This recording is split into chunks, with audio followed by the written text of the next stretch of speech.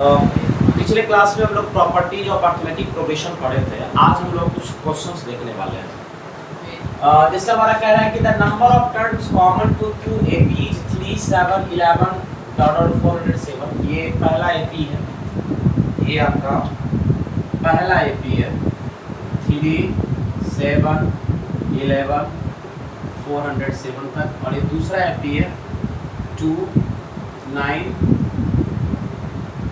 60 dot 709। तो बता रहा है कि the number of terms common to two AP, इन दोनों एपी में कितने कॉमन टर्म्स होंगे ये निकालना है। कितने कॉमन टर्म्स होंगे ये निकालना है। तो देखो, जब कभी भी ऐसा सवाल आए ना कितने कॉमन टर्म्स है ये निकालने के लिए आए, तो सबसे पहले तो उसमें यह निकालो कि पहला कॉमन टर्म इसमें क्या होगा। पहला कॉमन टर्म इसमें क्या होगा, ठीक है। तो सबसे पहले अपन को ये निकालना है कि पहला कॉमन टर्म इसमें क्या होगा। तो चलो निकालते पहला कॉमन टर्म इसमें। तो देखो, तो जो हमारे पास में जो डेटा दे रखा है, इस डेटा से ये कहीं से भी रिफ्लेक्ट नहीं हो रहा है कि पहला कॉमन टर्म इसमें क्या है। तो क्या किया जाए भाई, तो ऐसा किया जा सकता है कि थोड़ा सा चलो इस नंबर को और लिखते हैं। इसमें देखो 4 जोड़ के नंबर लिखा जा रहा है। तो 3 + 4 7 + 4 11, 11 के बाद फिर क्या हो जाएगा 50, 50 के बाद कितना हो जाएगा 90, 90 के बाद फिर कितना आ जाएगा 23। और यहाँ देखो 7 जोड़ के नंबर लिखा जाएगा। 2 7 हो गया 9, 9 7 हो गया 16, 16 7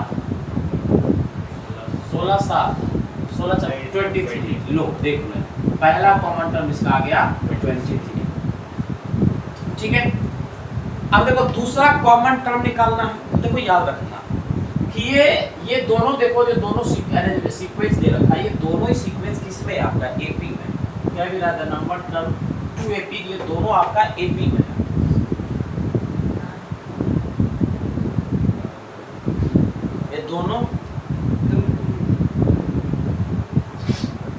ये दोनों आपका एपी में है। तो यहाँ से जो कॉमन टर्म निकल करके आएगा, याद रखिएगा, वह कॉमन टर्म में एपी में ही होता। ठीक है। तो कहेगा सर जब वो एपी में होता, जैसे इसका कॉमन डिफरेंस हमें पता चला, यहाँ पर अगर कॉमन डिफरेंस की बात करें तो यहाँ हमारा कॉमन डिफरेंस जो है वो हमारा 4 है। और यहाँ अगर हम बात करें कि यहाँ बताइए यहाँ कॉमन डिफरेंस क्या है, तो यहाँ कॉमन डिफरेंस आपको निकल करके आता है 7 निकल करके आता है। तो यहाँ पर कॉमन डिफरेंस क्या होगा, तो इन दोनों एपी का जो एलसीएम होगा वो इसका कॉमन डिफरेंस होगा। इन दोनों एपी के कॉमन डिफरेंस का जो एलसीएम होगा, ठीक है, वही क्या होगा, ये जो रिक्वायर्ड एपी जो बना रहे हैं किसको लेकर के, इन दोनों एपी के जो कॉमन टर्म है उसको लेकर के वही आएगा। अगर आपको मेरी बातों पर भरोसा नहीं है तो आप क्या काम कर सकते हैं, इसे एपी के प्रत्येक टर्म को 407 तक लिख डालिए, 709 तक के प्रत्येक टर्म को लिखिए, उसके बाद से कॉमन डिफरेंस लिख लीजिए, फिर कॉमन टर्म्स को लिख लीजिए, कॉमन डिफरेंस निकाल लीजिए। मैं वेरीफाई भी आपको यहाँ कर दे रहा हूँ, चलो मैं वेरीफाई कर दे रहा हूँ। क्लियर है। तो चलो यहाँ से एलसीएम निकालिए, है ना। एलसीएम ऑफ कितना आपको चाहिए, हमको एलसीएम चाहिए 4 और 7 का। तो 4 और 7 का एलसीएम कितना निकल जाता है, 28 निकल जाता है। क्या निकल जाता है 28। तो अगला कॉमन टर्म क्या निकल करके आएगा, अगला कॉमन टर्म निकल करके आएगा 28। इसमें क्या करना पड़ेगा, जोड़ना पड़ेगा। तो 8 3 11 के बाद 51 अगला टर्म आएगा। अगला टर्म क्या आएगा 51 आएगा कॉमन। ठीक है। जैसे आगे का पढ़ते हैं, यहाँ तक 23 के बाद यहाँ पर 9 जोड़ कर कितना मिलता है 23 में 9। मैं वेरीफाई कर दे रहा हूँ कि ये एलसीएम ही क्यों हम इसमें ऐड करेंगे, बात यहाँ चल रही है। तो देखो यहाँ बताते हैं कि 16 के बाद 23 आया, 23 के बाद यहाँ पर 9 जोड़ोगे, 7 जोड़ेंगे, कितना निकल जाएगा 30। और यहाँ इस जोड़ेगा कितना निकल जाएगा 27। और यहाँ आगे फिर जोड़ेगा क्या निकल जाएगा 31। देखो मेल हुआ क्या, नहीं हुआ मेल नहीं हुआ।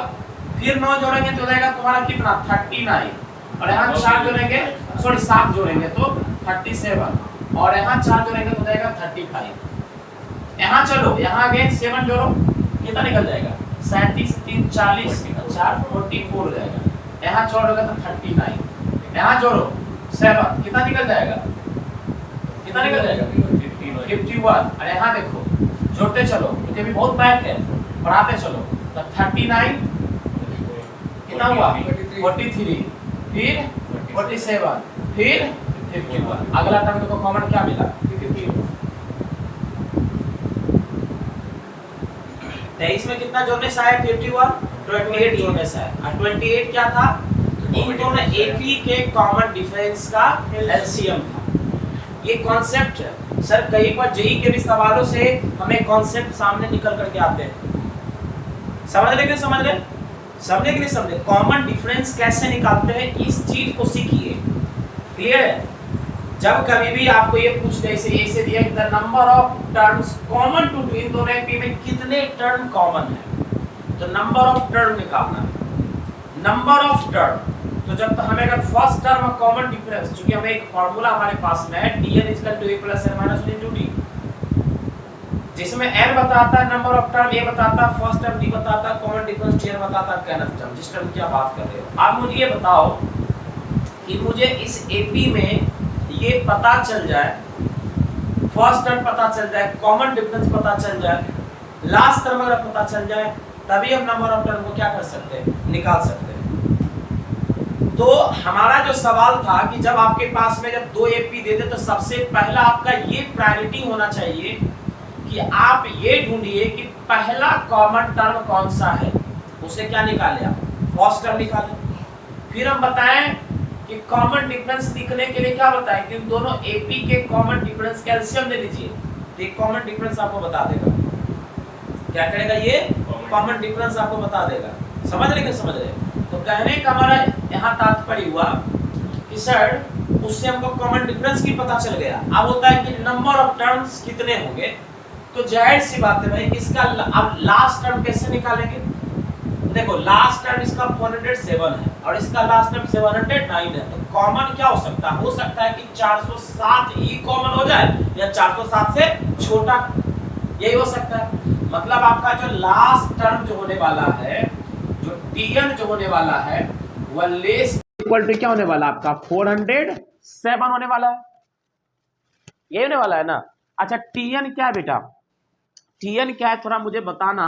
तो tn हमारा a + n - 1 * d, ये लेस देन और इक्वल टू कितने होने वाला है? आपका 407 होने वाला है। अच्छा a कितना था हमारा बेटा? तो a हमारा देखो यहाँ पर 23 है, प्लस n - 1 नहीं पता है, d पता है मुझे क्या है? 28 लेस देन इक्वल टू 407।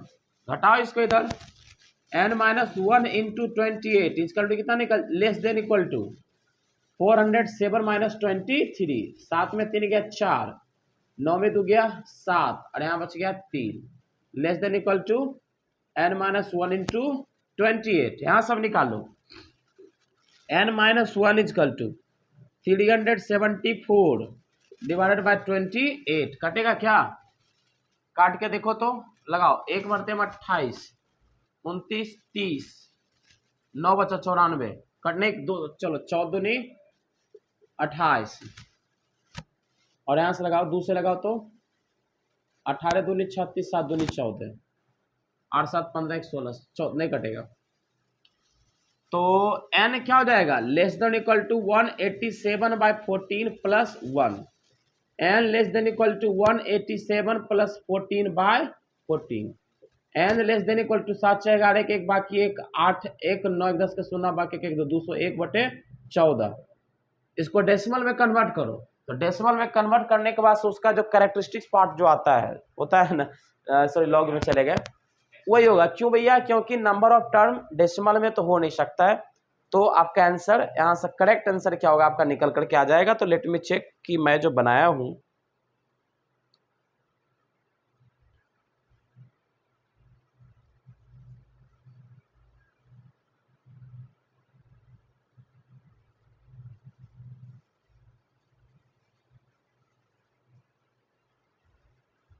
कितना है डेसिमल करके देखो तो,